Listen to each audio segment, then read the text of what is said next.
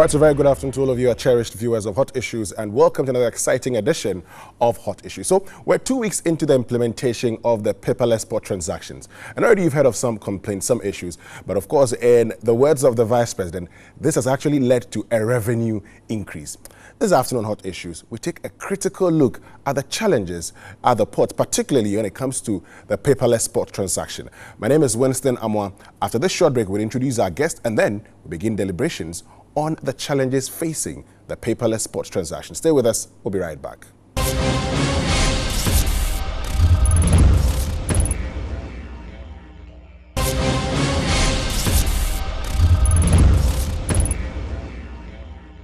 All right, so welcome back from that short break, and thanks for staying with us. Now, my guest for this afternoon is the president of the Ghana Institute of Freight Forwarders, Kwabena Ofuswapia. Good afternoon, sir, and thank you very much for joining us. It's my pleasure. I believe you're doing very well and business is doing well. We can't complain for now. Well, we are told that you people have been frustrating the process, the paperless transactions at the ports, the freight forwarders. How come? Why would you want to frustrate a process that makes your work easier? That was a rather sad one, you know. It was sad because the one who filed that particular report is not alien to the port processes. And the fact that it appeared on no meaner paper than the graphic and on front page, you know, it sort of delivered a certain, almost a mortal blow to the genuine issues that we were coming up with to help fix the problems that we were facing with the introduction of the paperless process. What were the genuine issues that you were coming up with? You see, the genuine issues were this, that the rollout, everybody, even including the Vice President himself, agreed to the fact that the timelines were aggressive. We all decided to take the plunge. What do you mean by the timelines being aggressive? You say 4 hours, within 4 hours, all things. No, I'm even talking of the time of conception. The time of conception. And then the time of the rollout. You had some, 4 months. You see, you see, if you look at the time of conception and the time of rollout, between these two periods, the Vice President had to be advised. He constituted a team to advise him. That took time. After receiving the advice, he had to take time to come up with a white paper. And the team's advice said you should go on the 1st of September, so? Yeah, I don't have a problem. No, the team did not advise that we should go. What did the team say? The Vice President delivered the 1st September on the 17th of May. So every other process that were being worked was geared towards... Did the team advise to the contrary? No. The team cannot advise to the contrary because... No, but there's a technical team. Exactly. Mr. Ofuswapia, if a technical team is looking at it and realizes it cannot be done, the team can probably say, you know what, hold on 1 minute. Are you aware of the team saying, hold on, let's postpone it, or the team agreeing with the 1st September date? You see, the team had to work with certain time, terms of reference. If the rollout time is not part of what they might advise on, they will just advise on the technical. And I'm saying this because I was part of the team. You were part of the team? Yes. What were you supposed to look at? No, we looked at various issues at looking at the gaps that existed. You know that this paperless thing in itself is not a novelty because the single window was to deliver a paperless environment. So what then it meant was that we had to look at the systems in place. You know, the systems in place had constituted themselves into silos, all delivering a certain service to the attainment of the single window. You know, but what the Vice President intervention, very useful. It brought a certain dynamism and a certain push so that instead of we still going at it in the silos basis, the silos were to be connected, the gaps realized, those analyses done, and then the bridges formed so that we can move on and have a paperless environment. You see, so that's where we took it from. Yes, but just help us understand. So you were part of a team that was supposed to advise the Vice President. When you looked at everything, one, what was the terms of reference for the team? We were supposed to come up with how to bridge the gaps that existed between the various network, the ICT platform solution providers.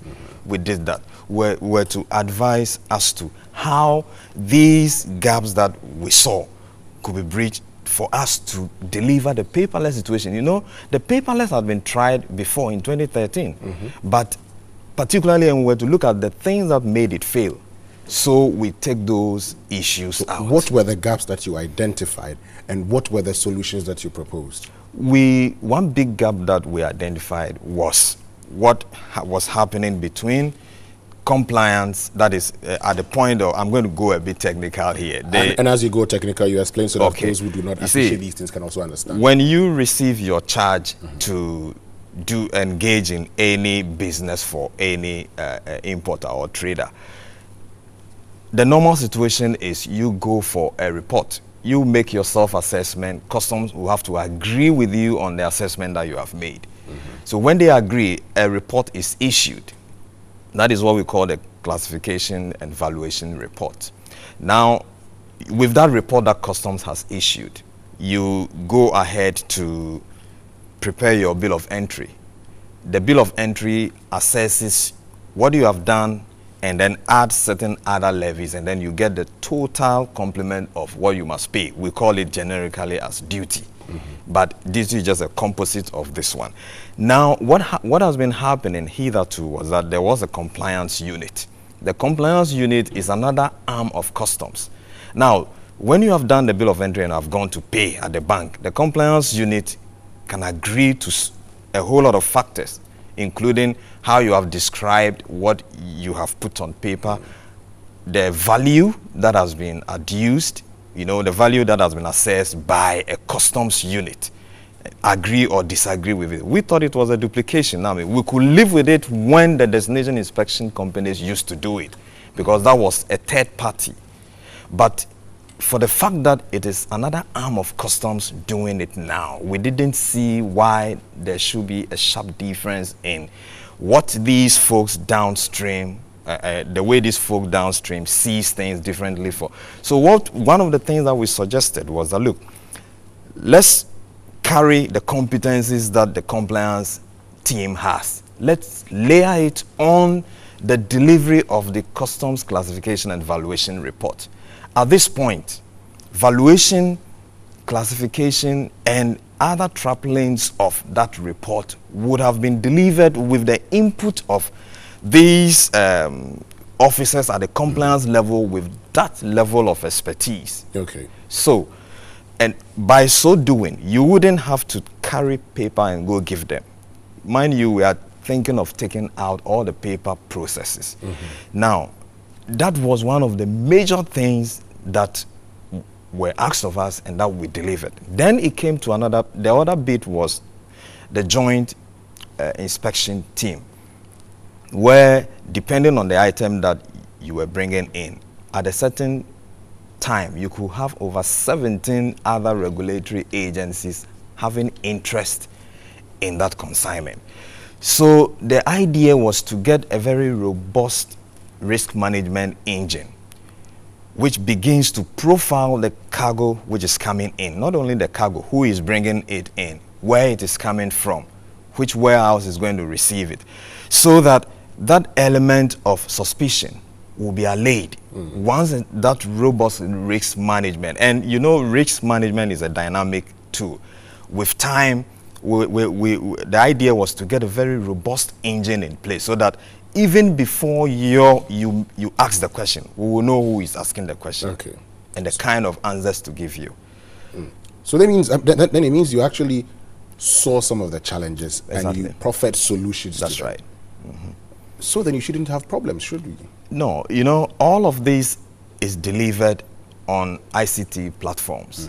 So even in advising, even in accepting the timelines, what we kept saying, and when you say even in accepting the timelines, what do you mean? The timelines of the 1st September rollout. Did you have a problem with it? No, you see, the issue was you're supposed to look at how things were going to be done.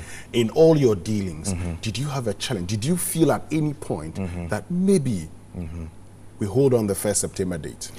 You see, like I was saying, when we delivered our report to the Vice President, he was not stopped to our report. He had intelligence coming from other sources. But Mr. Foswapia, per your report, per the work that you did, Was the 1st September date feasible? The 1st September date was feasible to the extent that the ICT solution providers said they were ready to roll. Did they say they were ready to go? They said they were ready to So roll. there was no problem with the start date? And then they gave us a lot of reassurances that they were ready to go. We did not just take their first answer of being ready for it. We probed and probed. They told us they were ready to go. Now, the system had to be retweaked at our end too.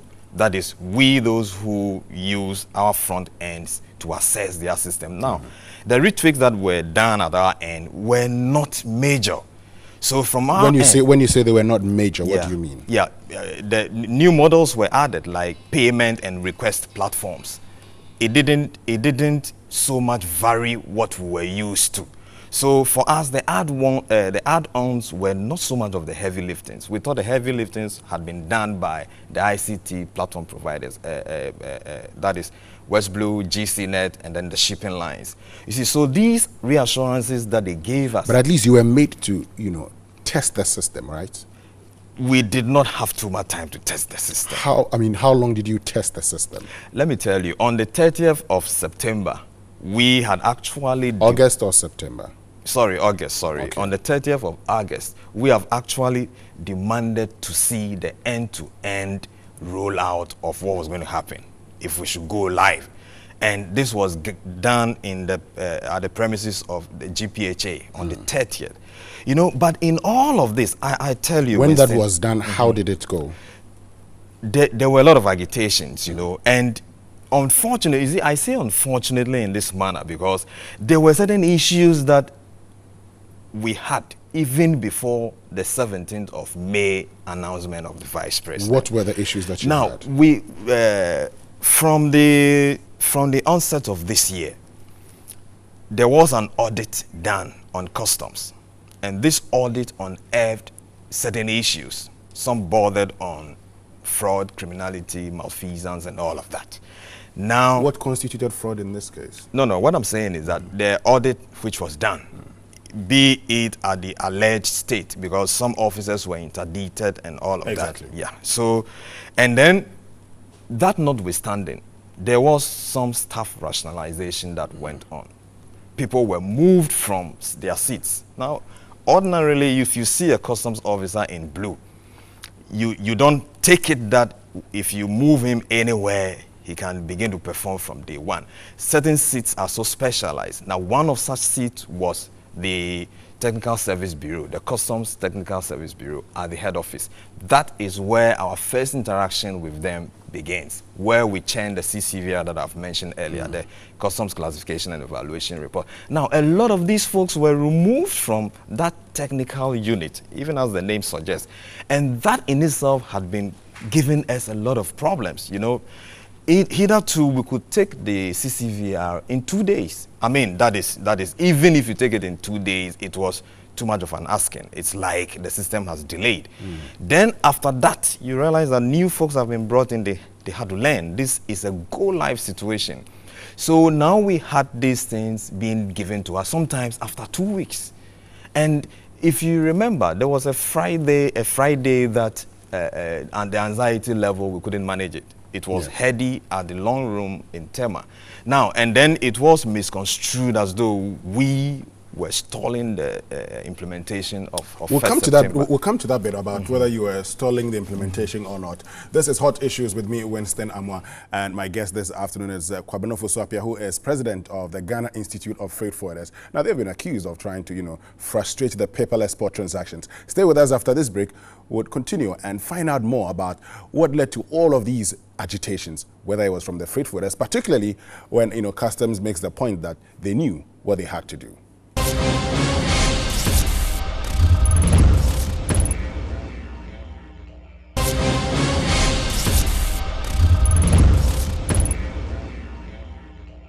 All right, so welcome back from the short break, and thanks for staying with us. I still have here with me Kwabena Ofosu-Appiah, who is the president of the Ghana Institute of Freight Forwarders.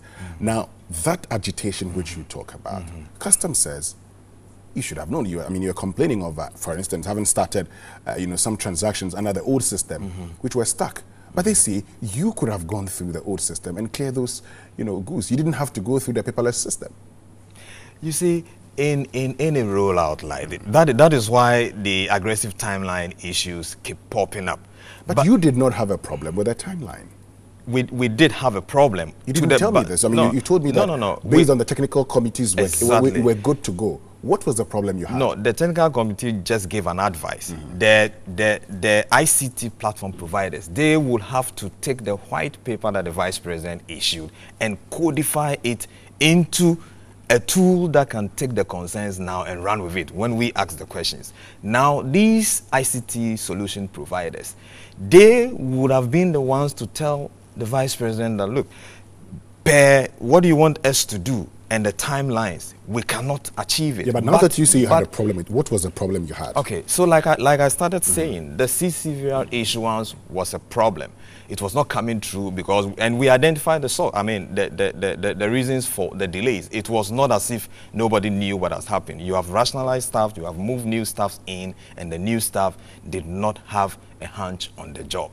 That was the problem. Now, it took a lot of doing to have some normalcy there, but even as we speak, they are not at the optimum, you know. Then we had to roll without very well laid down do's and don'ts and ready manuals that we had to roll with, you know. And we haven't had that assurance from the ICT platform providers. What we had to do at our front end in our offices was quite clear-cut. Now, so having asked the questions based on what we have been told to do and the answers were not coming, that posed another bit of a challenge. And once you ask a question from your front end, you are not receiving responses. And I'm telling you that, but for the things that we had to do to bring down tempers, and I must say here that the Vice President's office, the Commissioner, Customs Division, they have been very helpful in all of this because we virtually had to turn my office into a call center, you know, and probably we want to look at the things that were not available to immediately escalate issues from our end. What were the things that should have been available to make sure that these issues from your end were dealt with? You see, Customs, they do have a call center, but seeing how aggressive the timelines have been and seeing that we are now connecting nodes to deliver a seamless situation for us, we were expecting to see a very top-notch call center with a very high-level officer heading it. But there's a call center already. There has a call center. There is a call center. Why do you need another call center? No, Winston, I'm talking about a very top-notch officer, somebody who can take our issues irrespective of... Are you suggesting the current call center does not have top-notch officers who can address the issues? I am saying that the current call center that we have has not got the capacity to take our issues and escalate it to the various nodes for answers. The best they can do is to deal with the bit that has got to do with customs. But what we wanted was a call center looking at what we were going to roll out and the timeline. Did you make this proposal? We have made this proposal. And in fact... When did you make the proposal? We have made this proposal along the line. At every point in time... What has been the response? In fact, the commissioner has given us assurance. He has even given us a name that is going to be done. I think it is delaying a bit, but it looks like it takes some doing. You know, the public service, when they want to move, they move in a very gingerly manner, unlike the private sector. So we can give that to him. But, you know, the crux of the matter is that we just cannot wait, because in waiting, what it means is that the goods are not out of the port, the goods are in somebody's warehouse. Apart from the last Friday problem, have you had any other challenges with it? No, the challenges, like I have enumerated, they are many. And for all of them... I mean, there was a huge problem at that time, which Customs says was as a result of the freight forwarders. Their misunderstanding of the process. Because now I have spoken to Isaac Krenzel, and he makes a point. I mean, the last time he was in my studio on 3FM with, Kwabna Kwikwa, whom you know. Now he made the point clearly that you, freight forwarders, knew very well that you had up to the 23rd of September. So if you had started the old process, you could go through. Some of you somehow, even though you had started the old process, wanted to continue under the new system. And that created a challenge for you. You see, communication is two ways. You know, anytime that you want to communicate, you pause and make an assessment whether the one on the other end has received what you have said.